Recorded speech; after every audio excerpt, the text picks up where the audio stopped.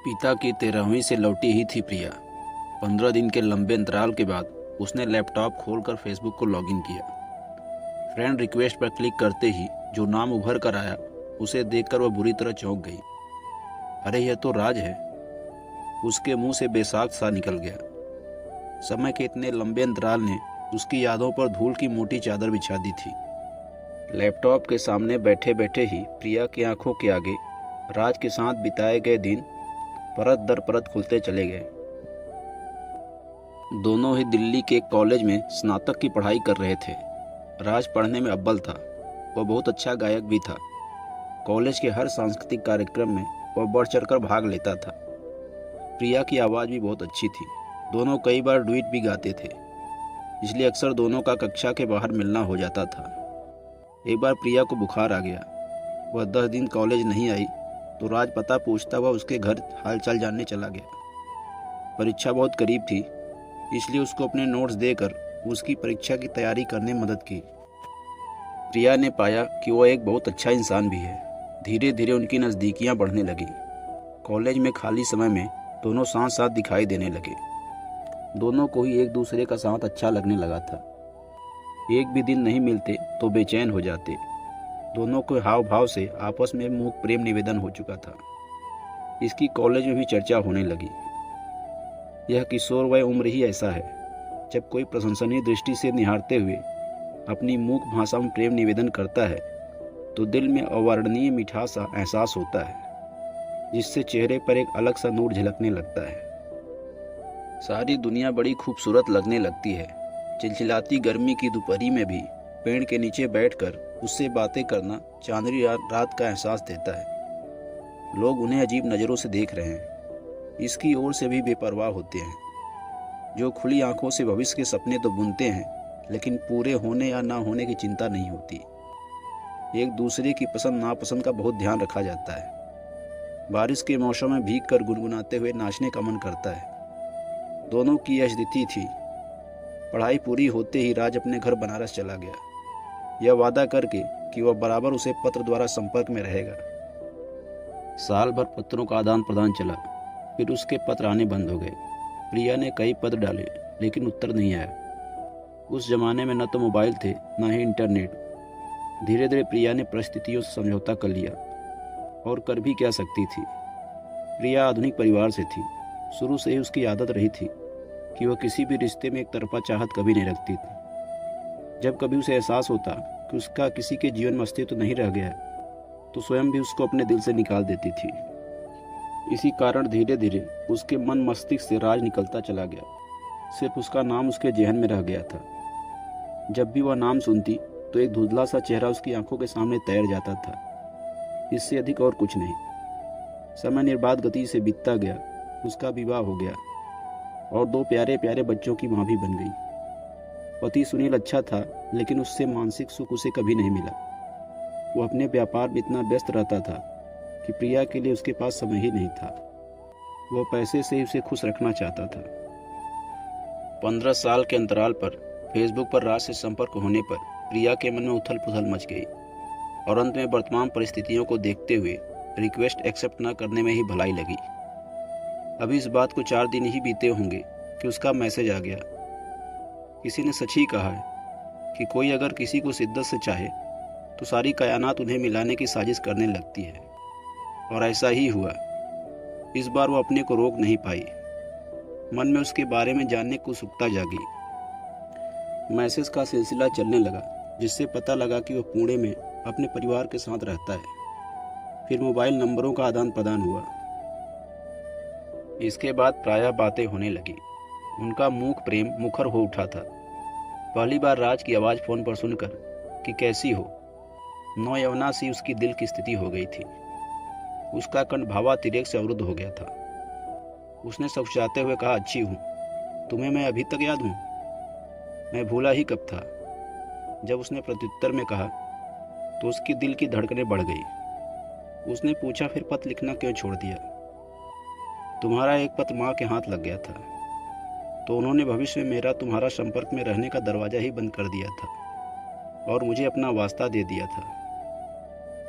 उनका इकलौता बेटा था, क्या करता। उसने प्रिया से कभी भी भविष्य में साथ रहने का वादा तो किया ही नहीं था, इसलिए वह शिकायत भी करती तो क्या करती। एक ऐसा व्यक्ति जिसने अपने प्रेम को भाषा के द्वारा कभी अभिव्यक्त नहीं किया था, उसका उसे शब्दों का जामा पहनाना उसके लिए किसी सुखद सपने का वास्तविकता में परिणित होने से कम नहीं था। यदि वह उससे बात नहीं करती तो इतनी मोहक बातों से वंचित रह जाती। समय का अंतराल परिस्थितियां बदल देता है, शारीरिक परिवर्तन करता है, लेकिन मन अछूता ही रह जाता है। कहते हैं हर इंसान के अंदर बचपना होता है, जो किसी भी उम्र में उचित समय देखकर बाहर आ जाता है। उनकी बातें दोस्ती की परिधि में तो कतई नहीं थी, अमर्यादा का भी उल्लंघन कभी नहीं किया। राज की बातें उसे बहुत रोमांचित करती थी।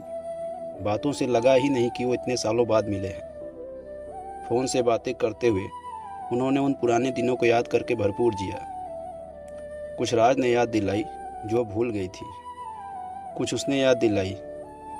ऐसा लग रहा था जैसे कि वो उन दिनों को दोबारा जी रहे हैं। 15 सालों में किसके साथ क्या हुआ वो भी शेयर किया। आरंभ में इस तरह बात करना उन्हें अटपटावश लगता था। संस्कारगत थोड़ा अपराध बोध भी होता था, और यह सोचकर भी परेशानी होती थी कि इस तरह कितने दिन रिश्ता निभेगा। इसी ऊहापोह में 5-6 महीने बीत गए। दोनों ही चाहते थे कि यह रिश्ता बोझ न बन जाए।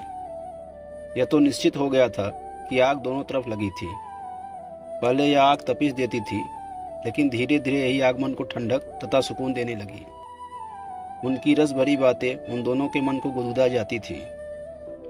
एक बार राज ने एक गाने की लाइन बोली, तुम होती तो ऐसा होता, तुम यह कहती। उसकी बात काटते हुए प्रिया बोली, और तुम होते तो कैसा होता। कभी प्रिया चुटकी लेती, चलो भाग चलते हैं। राज कहता, भाग कर जाएंगे कहाँ। एक दिन राज ने प्रिया को बताया कि ऑफिस के काम से वो बहुत जल्दी दिल्ली आने वाला है। आएगा तो वह उससे और उसके परिवार से अवश्य मिलेगा। यह सुनकर उसका मन मयूर नाच उठा। फिर कड़वी सच्चाई से रूबरू होते ही सोच में पड़ गई कि अब प्रिया किसी और की हो चुकी है। क्या इस स्थिति में उसका राज से मिलना उचित होगा। फिर अपने सवालों का उत्तर देते हुए बुदबुदाई, ओह तो क्या हुआ, समय बहुत बदल गया है। एक दोस्त की तरह मिलने में क्या बुराई है। सुनील की परवाह तो मैं तब करूं जब वो मेरी परवाह करता हो। खुश रहने के लिए मुझे भी तो कोई सहारा चाहिए। देखूं तो सही इतने सालों में उसमें कितना बदलाव आया है।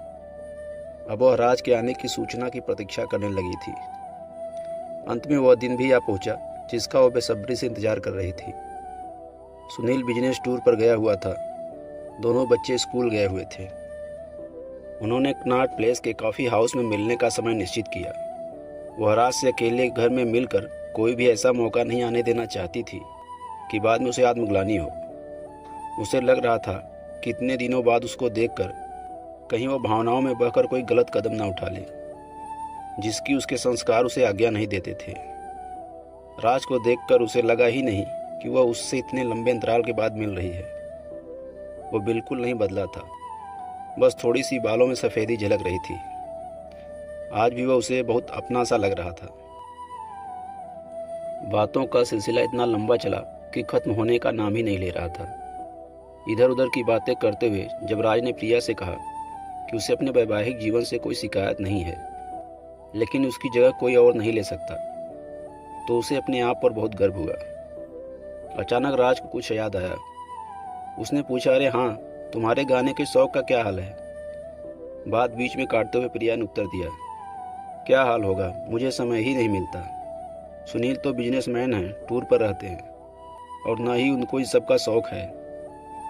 अरे उनको शौक नहीं है तो क्या हुआ, तुम इतनी आश्रित क्यों उन पर। कोशिश और लगन से क्या नहीं हो सकता। बच्चों के स्कूल जाने के बाद समय तो निकाला जा सकता है। प्रिया को लगा काश सुनील भी उसको उसी तरह प्रोत्साहित करता। उसने तो कभी उसकी आवाज़ की प्रशंसा भी नहीं की। खैर देर आए दुरुस्त है। उसने मन ही मन निश्चय किया कि वो अपनी इस कला को लोगों के सामने उजागर करेगी। उसको चुप देखकर राज ने कहा, चलो हम दोनों मिलकर एक एल्बम तैयार करते हैं। सहकर्मियों की तरह तो मिल सकते हैं ना, इस विषय पर फ़ोन पर बात करेंगे।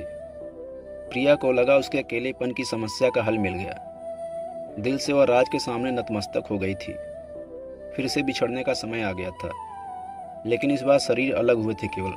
कभी न बिछड़ने वाला एक खूबसूरत एहसास हमेशा के लिए उसके पास रह गया था, जिसने उसकी ज़िंदगी को इंद्रधनुषी रंग देकर नई दिशा दे दी थी। इस एहसास के सहारे कि वह इतने सालों के बाद भी राज की यादों में बसी है। वह राज को अपने समीप हर समय महसूस करती थी। दूरी अब बेईमानी हो गई थी। एक कवि ने प्रेम की बहुत अच्छी परिभाषा देते हुए कहा है कि सिर्फ एहसास है ये, जिसे रूह से महसूस करो।